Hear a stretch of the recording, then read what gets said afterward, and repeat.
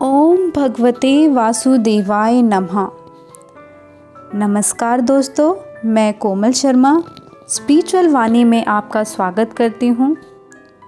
आज मैं आपको श्रीमद् भागवत गीता के 5 अध्याय का श्रवण कराने जा रही हूँ। श्रीमद् भागवत गीता के 5 अध्याय को श्रवण करने से पूर्व सभी भक्तजन श्री हरि विष्णु जी का मन में ध्यान करें। अर्जुन बोले, हे कृष्ण, तुमने पहले कर्मों को त्याग करने को कहा, फिर कर्म करने की प्रशंसा करते हो। इन दोनों में जो अधिक हितकर है, यह एक बात निश्चय करके बताओ। श्री कृष्ण जी बोले, कर्मों का त्याग और कर्मों का करना ये दोनों ही मोक्ष करा देने वाले हैं, परंतु इन दोनों में कर्म त्याग से कर्मयोग हितकर है।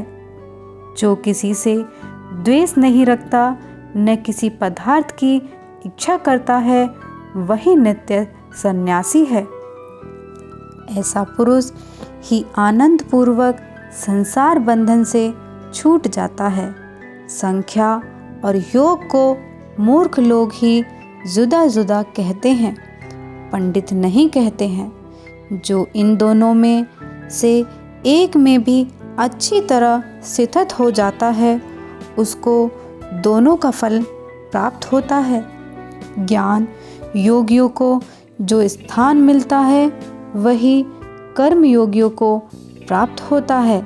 ज्ञान योग व कर्म योग एक ही हैं। जो ऐसा देखता है, वही अच्छी तरह देखने वाला है। हे महाबाहो, कर्म योग के बिना संन्यास का प्राप्त होना दुश्वार है। कर्म करने वाले मुनिजन को ब्रह्म प्राप्त होने में विलंब नहीं होता। कर्मयोग युक्त शुद्ध अंतकरण वाला, मन तथा इंद्रियों को जीतने वाला, संपूर्ण प्राणियों में अपनी आत्मा को देखने वाला, कर्म करता हुआ भी कर्म फल से लिप्त नहीं होता। युग तत्व वेता पुरुष देखते हैं, सुनते हैं, स्पर्श करते हैं, सूंघते हैं, खाते हैं, चलते हैं, श्वास लेते हैं, तो भी यह मानते हैं कि मैं कुछ नहीं करता। ये बोलते हैं और त्यागते हैं, ग्रहण करते हैं, मूंदते हैं, परंतु यही मानते हैं कि मैं कुछ है करता। यह बुद्धि धारण करते हैं कि इंद्रियां ही अपने अपने विषयों में बरतती हैं। जो प्राणी ब्रह्म में अर्पण कर संग को त्याग कर कर्म करता है, वह पाप में लिप्त नहीं होता। जैसे कमल पत्र पर जल नहीं ठहरता, योगी जन शरीर से, मन से, बुद्धि से तथा इंद्रियों की आसक्ति से रहित होकर आत्मा शुद्धि के निमित्त कार्य करते हैं। योग युक्त पुरुष कर्म फल त्याग कर मोक्ष रूप शांति को लाभ करते हैं, और जो योग रहित हैं, वह कर्म की इच्छा के बंधन में पड़ जाते हैं।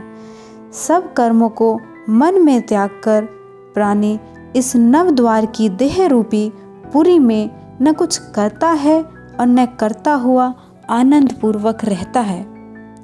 परमेश्वर किसी कर्म में प्रवृत्त नहीं करता, कर्म और कर्म फल को उत्पन्न नहीं करता। ये सब प्रवृत्ति द्वारा ही होते हैं। परमेश्वर किसी की पुण्य तथा पाप को नहीं लेते। ज्ञान जो अज्ञान से आच्छादित है, उससे जीव मोह को प्राप्त हो जाते हैं, परंतु आत्मज्ञान द्वारा जिसका ज्ञान नष्ट हो गया है, उनका वह आत्मज्ञान परमेश्वर के द्वारा भाषित होता है।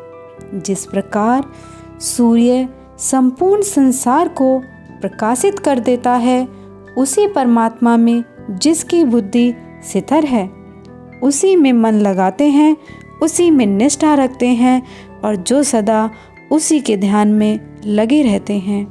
ज्ञान द्वारा जिनके सब पाप नष्ट हो गए हैं, वे इसी संसार में जन्मते नहीं। विद्या और विनय से संपन्न ब्राह्मण में गाय, कुत्ता और चांडाल में पंडित जन की दृष्टि समान रहती है। जिनके मन में इस तरह की ममता उत्पन्न हो गई है, उन्होंने इस लोक में जन्म मरण रूप संसार को जीत लिया है, क्योंकि ब्रह्म निर्दोष और सर्वत्र समान है। इसलिए वे ब्रह्मा को प्राप्त हो जाते हैं, जो प्रिय पदार्थ को पाकर प्रसन्न और अप्रिय पदार्थ को पाकर खिन्न नहीं होते। ऐसे शिथिल बुद्धि वाले मोह से रहित ब्रह्मवेता को ब्रह्मा सितर जानो। बाहरी पदार्थों में जो आसक्त नहीं होने देते, वही आत्मा सुख का अनुभव करती है और ब्रह्म में अंतकरण का मिलकर अक्षय सुख को प्राप्त करती है।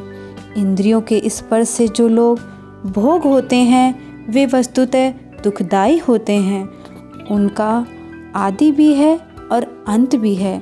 हे कौन्तेय, ज्ञानी लोग ऐसे भोगों में रत नहीं होते।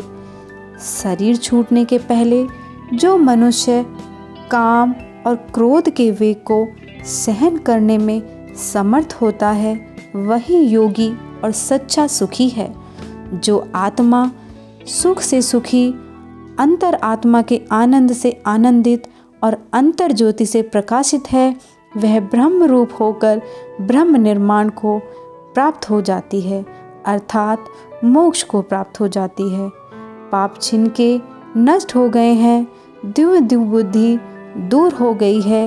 मन जो जिन्होंने वश में कर लिया है, जीव मात्र का जो हित चाहते हैं, ऐसे योगी को ब्रह्म निर्माण प्राप्त हो जाते हैं।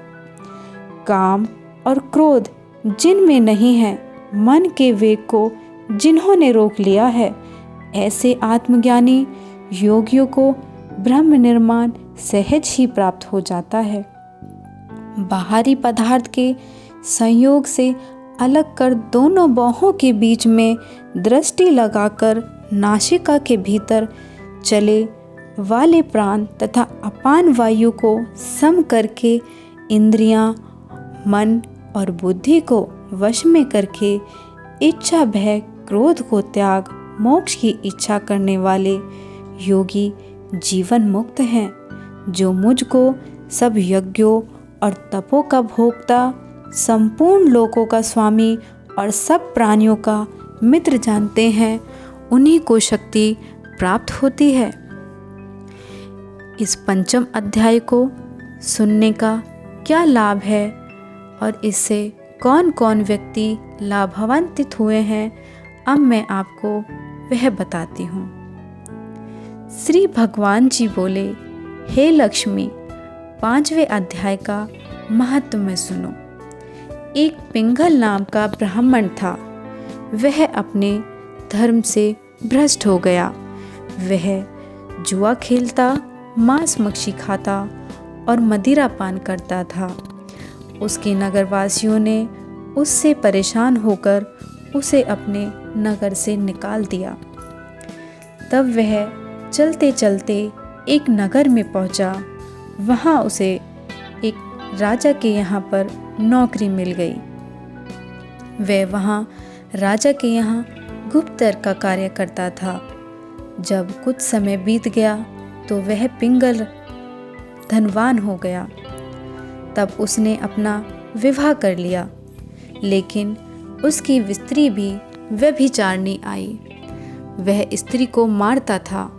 एक दिन उसने स्त्री को बहुत मारा।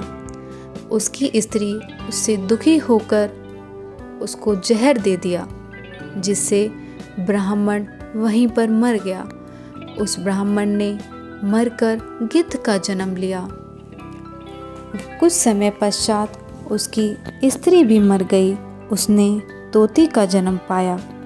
तब वह तोते की स्त्री हुई। एक दिन उस तोते ने तोते से पूछा, हे तोते, तूने तोते का जन्म क्यों पाया है? तब उस तोते ने कहा, हे तोती, मैं अपने पिछले जन्म की वार्ता कह सुनाता हूँ। मैं पिछले जन्म में ब्राह्मण था। अपने गुरु की आज्ञा नहीं मानता था। मेरे गुरु बड़े विद्वान थे, उसके पास और भी विद्यार्थी आते थे। जब गुरुजी और विद्यार्थियों को पढ़ाते थे तो मैं उनकी बात के बीच में बोल पड़ता था। कई बार इस बात पर मुझे हटका भी गया, लेकिन मैं नहीं माना। मेरी इस बात से परेशान होकर गुरुजी ने मुझे श्राप दे दिया कि तू तोते का जन्म पावेगा। इस कारण से मुझे तोते का जन्म मिला। अब तू कह, किस कारण से तू तोती हो गई? उसने कहा कि मैं पिछले जन्म में ब्राह्मणी थी और जब मेरी शादी हो गई थी तब मैं अपनी भर्ता की आज्ञा का पालन नहीं करती थी।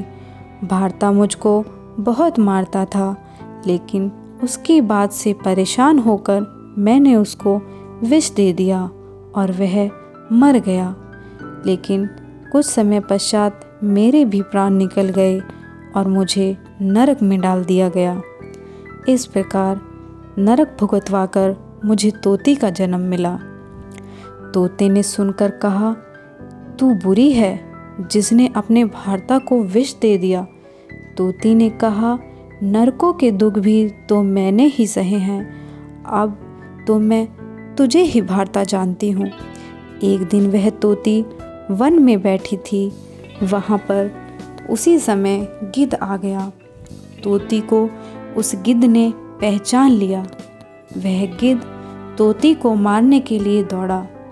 आगे तोती और पीछे गिद्ध। जाते जाते तोती एक शमशान भूमि में थक कर गिर पड़ी।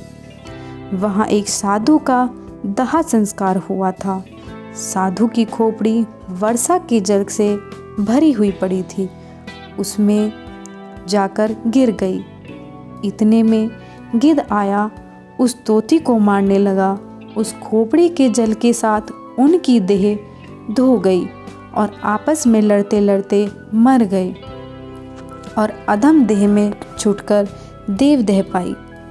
विमान आया और बैठकर बैकुंठ को गए, क्योंकि वह खोपड़ी एक साधु की थी जो श्री गीता जी का 5वें अध्याय का पाठ करता था। वह परम पवित्र था। उसके जल से दोनों पवित्र हो गए। जो प्राणी श्री गंगा जी का स्नान करके श्री गीता जी का पाठ करते हैं वह बैकुंठ को जाते हैं।